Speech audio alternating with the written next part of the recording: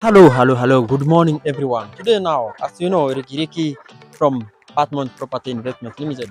Now, I want to show you how I usually farm.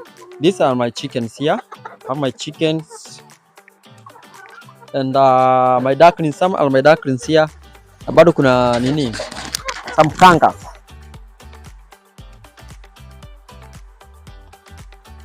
Nipata faida kutokana na hizi kuku. They are more than 30. Like this one. This one here, this one is a duckling. This is a very nice one, but this one is a male one. And I have some, I usually call them kanga, but in Kizungu, I think it is Juka what?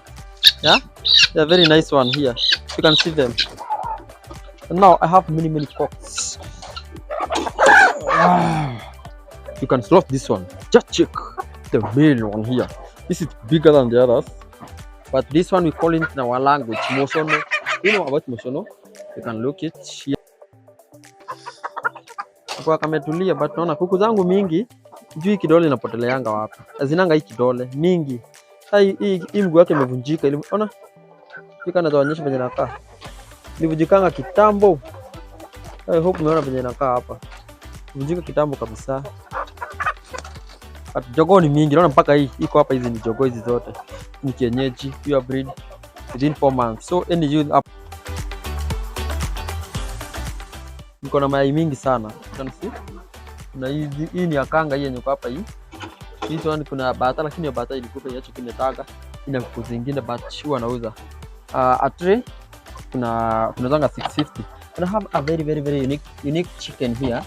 Kasi fungu yangu. Mshaiona kakuku kanakaa hivi. Ana manyoya kwa miguu. Ni check of this one.